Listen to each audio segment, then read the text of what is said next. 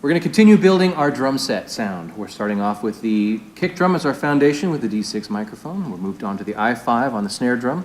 We've added stereo overheads with the ADX51. These are pencil condenser diaphragms to give us more of a full sound. What we want to do now is fill in the middle with the toms, with the D-series microphones, which Mike will talk about. The D-series are specifically designed for toms, and like the I5, like the D6, they have a specially designed frequency response curve that is tailored to what a tom-tom needs to sound good. It's essentially what the sound person live would do with the EQ to make the drum sound good. So here I'm using D2s on the rack toms. That's a very common usage. Like the snare drum, there are two positions. One is, as you can see, the center of the mic is pointed towards the center of the drum. That's going to accentuate the fundamental pitch of the drum and minimize the decay or the ring of the drum. This position, I'm going to get a little more bleed from the other tom-toms, definitely from the snare drum and a little bit from the cymbals. If I want to minimize that bleed, what I'm going to do is just simply point the mic down towards the edge of the drum. This will reject some of the sounds nearby and will give us more of a ringy sound. This is a good position for jazz gigs, jazz style sounds, something where I need a little more nuance and want openness to the sound of the tom. And I noticed that you're using the device, which Audix provides for clamping onto the rim of the drum and making it really easy to position these. Oh, absolutely. One of the big pains in the butt, if you will, live is all the mic stands are getting positioned and the messiness they create on stage. Here, these simply just clip onto the rim, any standard triple flange or cast rim. They have versions too that'll work with some of the more advanced or newer design of rims too, like Z rims and whatnot. Here's what the toms sound like with the mic pointed towards the center of the drum, again, to accentuate the fundamental pitch.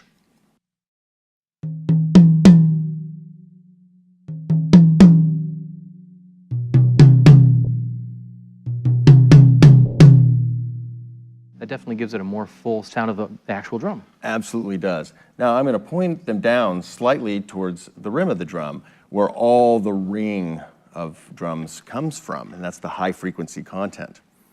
And let's hear the difference. Less fundamental, more high-end ring.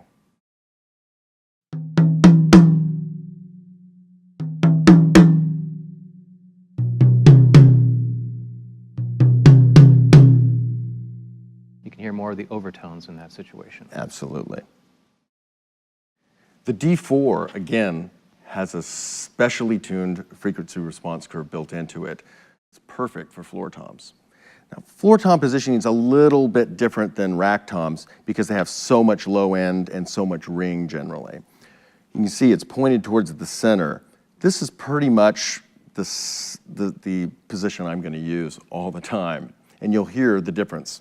So this is with the mic towards the center of the drum.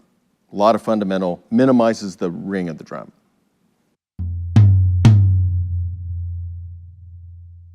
As you can see, it's a pretty ringy drum. Now listen what happens when I put the mic towards the edge of the drum. That ring is going to become uncontrollable. It's not a good thing.